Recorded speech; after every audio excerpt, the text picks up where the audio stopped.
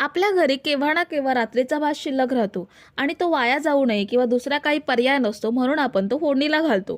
तर आज आपण त्या शिल्लक भातापासून मस्त नवीन पद्धतीने कुरकुरीत डोसे आणि टोमॅटोची चटपटीत चटणी बनवून घेणार आहोत. तर सर्वात आधी मी इथे 1 वाटी भातासाठी पाऊण वाटी रवा घेते. रवा जाड असू देत, बारीक असू देत, कुठचाही रवा घेऊ शकता. हा रवा आपल्याला मिक्सरच्या भांड्यात घेऊन बारीक पावडर करून घ्यायची आहे. झाकण लावून आपण रवा छान बारीक करून घेऊयात. तर हा बघा, रवा आपण छान बारीक करून घेतलाय.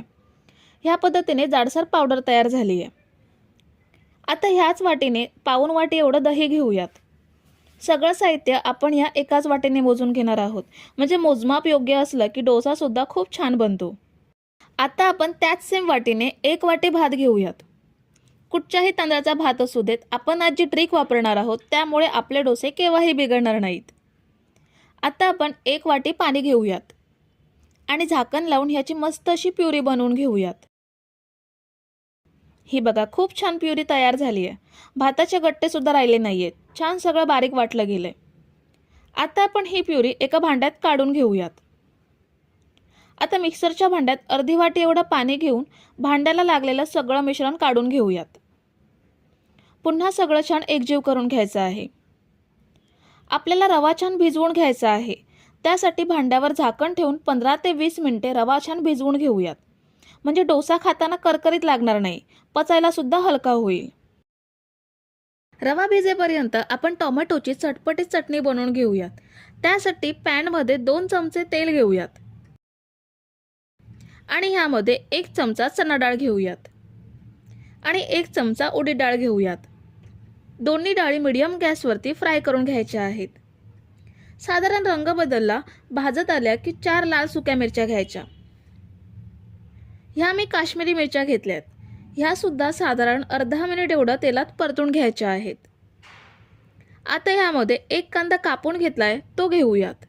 आपण ज्या सुक्या मिरच्या घेतल्या त्या तिखट नाहीयेत, म्हणून 2 तिखट हिरव्या मिरच्या घेतल्या. 1 इंच आलं आणि 7 ते 8 लसूण घेऊयात. आता ह्यामध्ये 1 टोमॅटो कापून घेतलाय, तो ॲड करूयात. 1 इंच एवढी चिंच घेऊयात. टोमॅटो सुद्धा घेतलाय तर चिंचेचा वापर थोडा कमी करायचा. आता सगळं साहित्य मीडियम गॅसवरती साधारण 2 मिनिटं परतून घेऊयात, म्हणजे टोमॅटो सुद्धा थोडा मऊ होईल आणि कांदा सुद्धा ट्रान्सपरंट होईल. आता 2 मिनिटे आपण हे छान भाजून घेतलंय. आता गॅस बंद करूयात आणि हे थंड करून घेऊयात. आपण चटणीचं साहित्य थंड करून घेतलंय. आता हे मिक्सरच्या जारमध्ये घेऊयात आणि ह्यामध्ये थोडंसं पाणी आणि चवीनुसार मीठ घेऊयात. आता छान बारीक वाटून घेऊयात. तर आपण चटणी वाटून घेतली आहे. बघू शकता मस्त अशी पेस्ट तयार झाली आहे.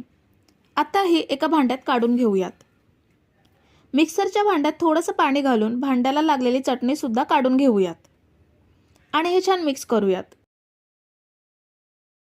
आपल्याला या चटणीला फोडणी द्यायची आहे.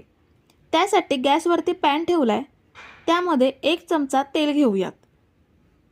आता ह्यामध्ये 1 चमचा मोहरी घेऊयात. मोहरी तडतडल्यावरती कढीपत्त्याची पाने घेऊयात. 1 लाल सुकी मिरची आणि अर्धा चमचा हिंग घेऊयात. फोडणी आपल्याला छान अर्धा मिनिट तेलात परतून घ्यायची आहे. फोडणी आपली तयार आहे. गॅस बंद करूयात आणि चटणीमध्ये ॲड करूयात. चटणीमध्ये छान मिक्स करायची, म्हणजे चटणी मस्त चटपटीत बनते. सोबत कोथिंबीर सुद्धा ॲड करू शकता. चटणी आपली तयार झाली आहे. आता इथे रवा आपण छान 15 ते 20 मिनिटे भिजवून घेतलाय. रवा छान भिजला गेलाय. आता यामध्ये पाऊण वाटी तांदळाचं पीठ घेऊयात, म्हणजे डोसे छान सेट होतात. रवा, दही आणि तांदळाचं पीठ आपल्याला सेम क्वांटिटीमध्ये घ्यायचं आहे आणि चवीनुसार मीठ ॲड करूयात. आता आपण तांदळाचं पीठ घेतलंय, त्यामुळे डोशाचं पीठ घट्ट होणार, म्हणून आपण अर्धी वाटी पाणी ॲड करूयात. आता सगळं छान मिक्स करून घेऊयात.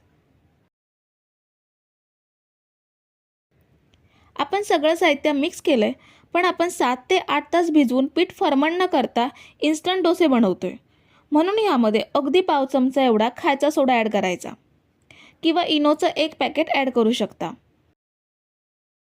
सोडासुद्धा मिश्रणामध्ये छान मिक्स करूयात. मिश्रण आपण मस्त तयार करून घेतलंय. आता डोसे बनवूयात. मी नॉनस्टिक पॅन गॅसवरती ठेवलाय. त्यावरती तेल घेऊयात आणि टिश्यूने तेल सगळीकडे पसरवून घ्यायचं आणि पुसून घ्यायचं, म्हणजे अतिरिक्त तेल पॅनमध्ये राहत नाही आणि तेल लावल्यामुळे डोसा अगदी सहज पॅनपासून वेगळा होईल. पॅन आपल्याला हाय फ्लेमवरती गरम करून घ्यायचा आहे. चांगला गरम झाला की थोडं पाणी शिंपडून पॅन पुसून घ्यायचा, म्हणजे बॅटर पॅनला लगेच चिटकतं आणि डोसा छान पसरवता येतो. पाणी पुसून झाल्यावर गॅसची फ्लेम पूर्णपणे स्लो करायची आणि बॅटर पॅनमध्ये घेऊन मस्त पसरवून घ्यायचं. जर तुम्ही इथेपर्यंत रेसिपी बघताय तर रेसिपीला एक लाईक जरूर करा. बॅटर पसरल्यावरती हाय फ्लेमवरती डोसा भाजून घ्यायचा. वरची बाजू कोरडी झाली की थोडंसं तेल डोशावर पसरवायचं. तेलाऐवजी तूपसुद्धा वापरू शकता. तेल शक्यतो कडेने पसरवायचं, म्हणजे डोसा आपल्या कडा लवकर मोकळ्या करतो. आता थोडासा डोसा खरपूस होत चाललाय. आता काढून घेऊयात. हा बघा, आपला मस्त पेपर डोसा तयार. बाकीचे डोसे सुद्धा असेच बनवून घेऊयात.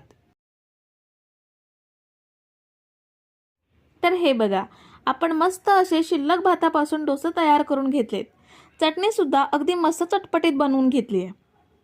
तर मंडळी, तुम्हाला आजची रेसिपी आवडली असेल तर मला नक्की कमेंट करून सांगा आणि व्हिडिओला लाईक जरूर करा. तसंच रेसिपी तुमच्या आवडत्या व्यक्तींसोबत शेअर करू शकता आणि चॅनलला जर अजून सबस्क्राईब केलं नसेल तर पटकन सबस्क्राईब करून घ्या. थँक्यू.